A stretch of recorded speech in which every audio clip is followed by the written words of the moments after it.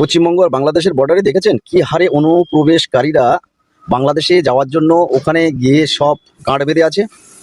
এই যে লক্ষ্মী ভাণ্ডারের টাকা বা অন্নপূর্ণার টাকা যদি লক্ষ্মী ভাণ্ডারের অ্যাকাউন্টে ছাড়া হতো, তো তারা যে বাংলাদেশে যে বসে আছে, অনেকে চলে গেছে, অনেকে বর্ডারের সীমান্তবর্তীতে আছে ওপারে যাওয়ার জন্য, তাদের অ্যাকাউন্টেও কিন্তু টাকাগুলো ঢুকে যেত।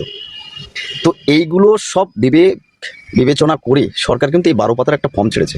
আর এই 12 পাতার ফর্মটা শুধু এই অন্নপূর্ণা টাকার জন্য নয়।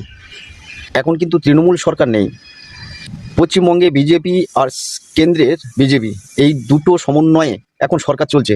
তাই কেন্দ্রের 101 প্রকল্প আছে, সেই প্রকল্পের টাকা এতদিন কিন্তু তৃণমূল সরকার আপনাদেরকে বঞ্চিত রেখেছিল। তো এই সমস্ত প্রকল্পের সুবিধা যাতে আপনারা পরবর্তী সময়ে আগামী দিনে আপনারা পেতে পারেন, তার জন্য এই 12 পাতার ফর্ম। হয়তো আজ এই 12 পাতা ফর্মটা পূরণ করতে হয়তো আপনাদের একটু সংকোচ বোধ হচ্ছে, কিন্তু এটা মনে রাখুন, আপনার পরিবারে 5 জন সদস্য আছে, শ্বশুর শাশুড়ি স্বামী স্ত্রী একটা বাচ্চা, কিন্তু এই প্রত্যেকেই কিন্তু সরকারি প্রকল্পে পাওয়ার যোগ্য। কেননা সরকার কোন সময় কি প্রকল্প দেবে সেটা কিন্তু সরকার জানে, আমরা কিন্তু জানি না।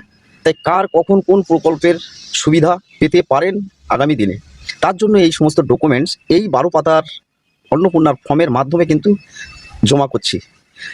এতে আমাদের একটা সুবিধা কি, যে পরবর্তী যে প্রকল্পগুলো আমরা সুবিধা ভোগ করব, সেইগুলোর জন্য কিন্তু আলাদাভাবে আমাদের আর কোনো ফর্ম জমা দিতে হচ্ছে না। হয়তো একটা অ্যাপ্লাই ফর্ম, যে আবেদনপত্র, সেইটা নর্মালি একটা আবেদনপত্র আমরা অ্যাপ্লাই করতে পারবো, কিন্তু আমাদের সমস্ত ডকুমেন্টস কিন্তু এই অন্নপূর্ণার 12 পাতার ফর্মের মাধ্যমে সব দেওয়া থাকবে। পরবর্তী সময় আমাদের আর কোনো অসুবিধা হবে না। তো আপনারা এইসব দ্বিধা সংকোচ না করে এই 12 পাতা ফর্মটা ভালোভাবে আপনারা জমা করুন। এটা সরকারের ক্ষেত্রেও ভালো, জনগণের পক্ষেও ভালো। কেননা আরও প্রকল্প আসতে চলেছে, যার সুবিধা আমরা পরবর্তী সময়ে পাবো। আপনারা ফর্মটা পূরণ করে জমা দিন, সরকারের পাশে থাকুন। সরকার কিন্তু সর্বদাই জনগণের পাশেই থাকবে। এটা কিন্তু বিজেপি সরকার।